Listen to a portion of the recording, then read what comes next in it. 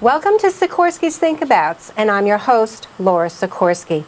My goal is for our guests and me to share our expertise to help you give customer service and experience to your customers. Today, our guest is Michele Rowan.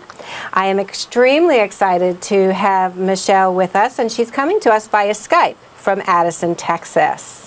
So, good morning. Good morning. A little background for Michele. She is president of Customer Contact Strategies, and she's the former VP of Performance Management for Hilton International. And she led the strategy and implementation for the remote working program for Hilton in Europe and the United States.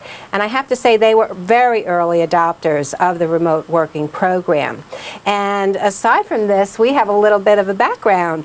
I met Michele about 3 years ago at a conference, and when we started to talk, we learned that we had both worked for Hilton and at different times, and our bosses were the same. So, I mean, that to me was kind of something meant to happen.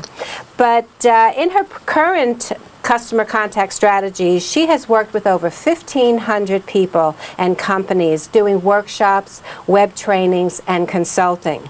And she helps you implement a remote worker program. Now, today, remote worker could be sales, it can be contact centers. We're going to talk a little bit more in the contact center arena. And it really is something that is today called virtual worker, telecommuting worker, and but it is something I think that is absolutely fabulous. After I left Hilton, I became a remote worker, and during Hilton, I was a remote worker for 6 months. But the industries that she helps are financial, healthcare, travel, retail, entertainment, telecom, and nonprofit sectors. So, again, excited to have you, and we'll start right off. Here's my first question for you today. Why do people want remote workers?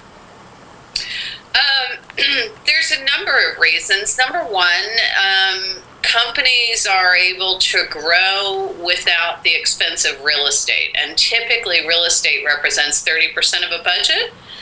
Usually, so to be able to expand without that incremental cost really changes the financial dynamics in the contact center arena significantly. So I see many companies that are taking the decision to expand their organizations without making that unnecessary investment in real estate. Second, employee preferences are changing, as you know, Laura. So people can work from anywhere, and many do want to work from anywhere across a series of demographics that are our dominant footprints in the contact center environment. So by offering work-at-home jobs in the contact center, we are able to expand our talent pools really exponentially and attract all kinds of people to the jobs that perhaps would not apply for a bricks and mortar call center job, but are happy to work for us in customer care and service and account management in a home-based capacity, sometimes even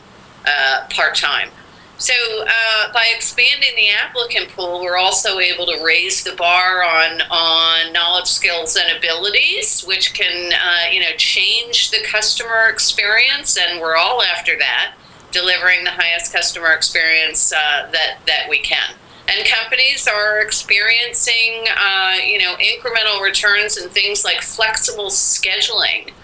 We can't do that in a bricks and mortar environment in a contact center. We can't break a schedule into 3 2-hour day parts because nobody wants to clock out and get in their car and leave and come back. In home-based capacities, people can work for 2 hours, shift their focus on their family or whatever their passion is in their life, and then come back and work another couple of hours later in the day when the business needs them and when it's aligned with their personal preferences. So there's all kinds of wins that companies are gaining that they can't realize in the bricks and mortar environment. The big ones being in that scheduling piece and also in the real estate savings. Well, I know one of my sister-in-laws is a remote worker, and she works for an airline, and she had gone to the brick and mortar all the time, and when was offered the remote working concept, she's absolutely. And it just makes sense. I Yes. mean, you have to, I found, being a remote worker, you have to learn how to focus. You cannot do, like, especially in the contact center, you can't run out and, just do some laundry or anything like that. It truly is working in an office environment. It's just you're not at the office. Your home office is where you be. What do you think are the challenges in setting up this type of program? Well, there are a number of things that I see companies get wrong. Three that I actually wanted to talk to you, share some insights on today, because they're the biggest ones in the current environment. The first is around bad hiring, and if we are not careful in terms of the resources that we utilize to assess people and interview them and hire them, if we've got people that aren't capable of doing that well because they're not skilled or prepared, that can obviously lead to bad hiring. If we have outdated processes, not utilizing technology, I think is a mistake, because we can automate things today heavily, and it helps us remove the human touch to a certain degree. I still believe, obviously, in behavioral interviewing that's important, but we've got psychometric testing tools and job simulations and all kinds of things that we should be including digitally in the assessment process, and that really helps us remove the subjectivity that's involved in it. So that's also a big If part I can of it. just interrupt you for a second. When you say about the hiring, does the remote worker, are they flown to corporate headquarters? Does someone go down to the town? How do you interview a remote worker? It depends on, there are many ways to do it, but and it depends on what company preferences are. But the growing trend is to use digital platforms to support the assessment, the application assessment, and the interview process. So for the interview process itself, which is what I think you're asking about, because we've got digital applications, we've got psychometric testing, there's all kinds of things that can happen online, right? That people don't have to get involved in, and we should use those tools because they're more efficient, and it balances the process between the subjective behavioral interview and science, which is really valuable. Right. So for interviews themselves and job simulations, which are equally as important as interviews, so that people can get an inside look of what the job is going to feel like before they sign on for it, right? That's very, very important. So companies are using digital platforms today for those things. For interviews, they're using Skype. They're using what we're doing, or they're using dedicated secure platforms that sit behind their firewalls. There's another company called HireView. HireIQ has a video platform. First Person has a recorded audio platform and a job simulation platform. So there's lots of different flavors of tools that are available that are digital, that enable us to have a live interaction or a recorded one. So an employee is actually going through a recorded interview process, and then a hiring manager is going back and viewing that, and assessing the person on a number of different, competencies and skills, and then moving on from there. If they decide that they want to, if they've made it through that gate, then they would move on to a live interview. So, and is in person, coming on site still popular? Yes, it just takes longer, Laura. Right. Than using the technology. It's a bigger burden for the organization in terms of live physical human resource to manage the on-site process. And it takes longer to get through. That's why digital is becoming so much more popular. Totally understands. What do you think the common mistakes are that you see companies make when they implement a remote worker program? Well, the first one, again, like we just started talking about, bad hiring, and we're all guilty of this. So we can be, whether it's in the bricks and mortar environment or in the remote environment, and we should think about that and really check ourselves in the area of hiring, because doing things like, again, having people conducting interviews that aren't skilled for it and prepared, very dangerous, because if they're not prepared, they could make bad selections. Right.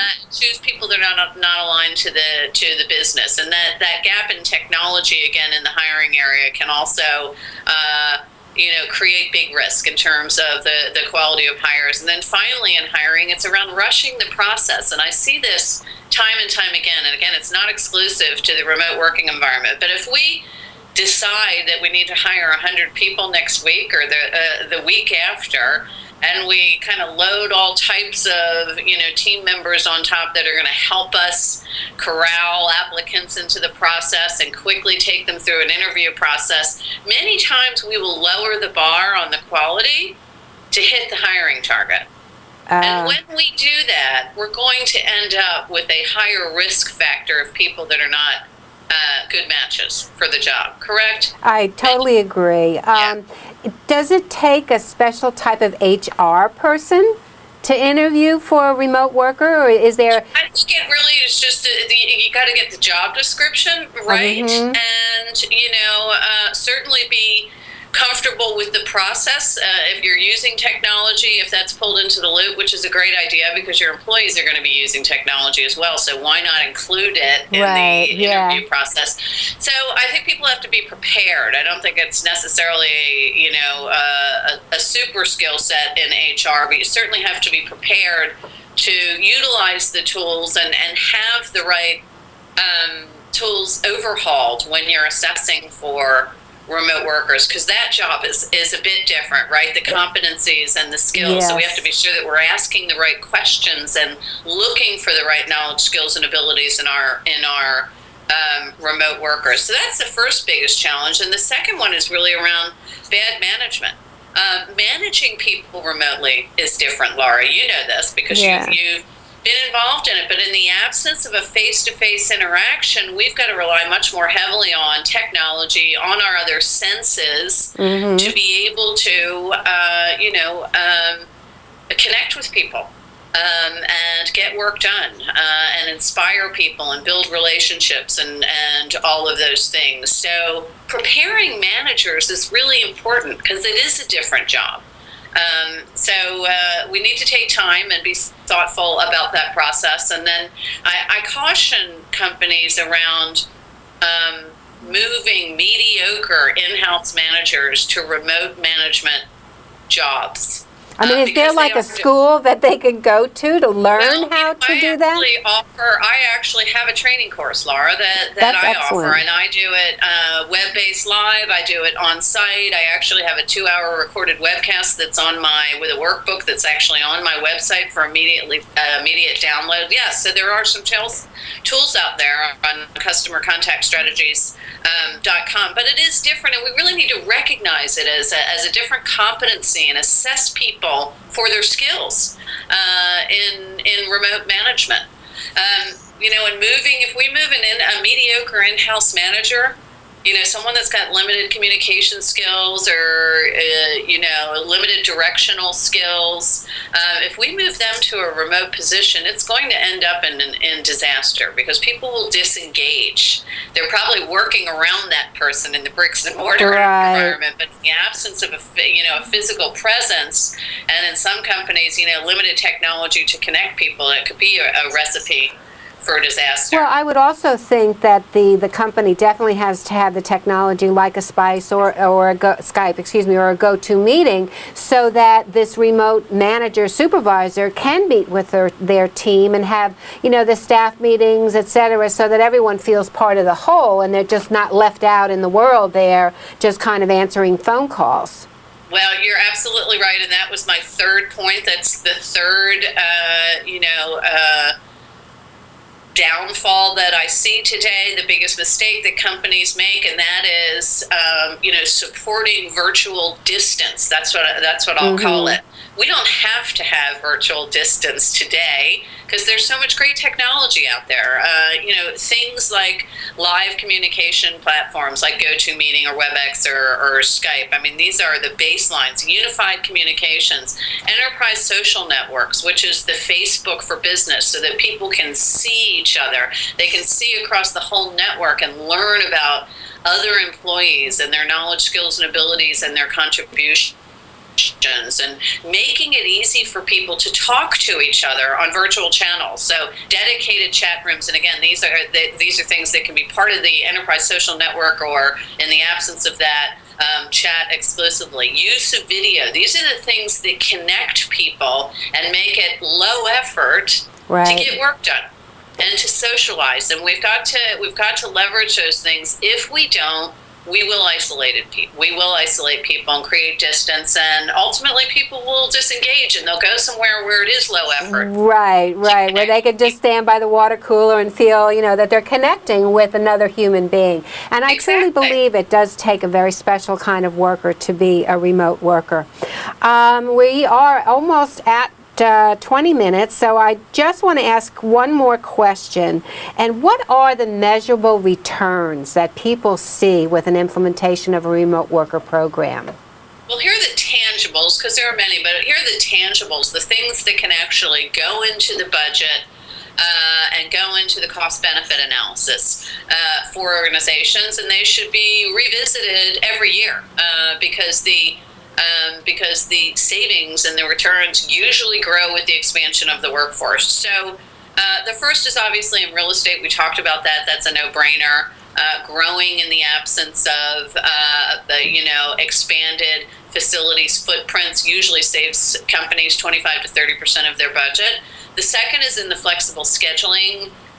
Return intraday management improves usually by 15 to 20% for companies that have varying arrival patterns of voice and non-voice work during the course of the day by splitting those shifts apart that I talked about. And we have to hire people that want to work that way. Right. We can't just mandate that on an existing staff, but when we hire people that want to work that way, many do. The return to business is 15 to 20%. The other one that's surprising is in attendance. Believe it or not, attendance actually improves with remote workers because no way, I can't believe that. Well, it's a lot easier to try to go to work if all you have to do is step into the next room and sit down and give it a go, as opposed to readying, commuting, getting in the car, facing the traffic. I mean, thinking about all those things will drive people back to bed, won't it? Because of the effort involved in attempting on a day where someone is not sure how they're going to feel. So most companies see their unexcused absenteeism in the contact center environment drop from 8% to 6%. And now that I think of it, I totally agree. I mean, because it truly is easier to go to work. There's no stress to get to work. And Right. if you have a commitment, it's very easy to adjust schedule if your manager says, yeah, that's okay and that's fine. We have one Twitter question that's a very interesting one, and I've often thought of this. What do companies typically do for equipment? Who furnishes the equipment at the home worker? Who pays for it?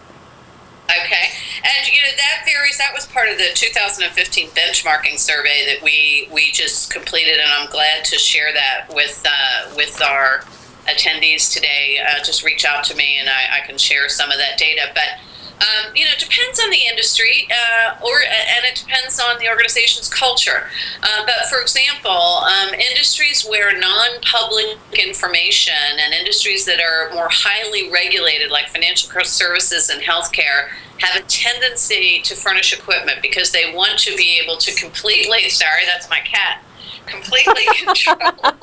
See, that's another great, he's a cutie. That's right. Completely control the environment, right, and lock it down completely. So they are the industries that typically will furnish everything in, quote, the last mile in the home office environment so that they can comply with HIPAA and PCI, et cetera, et cetera.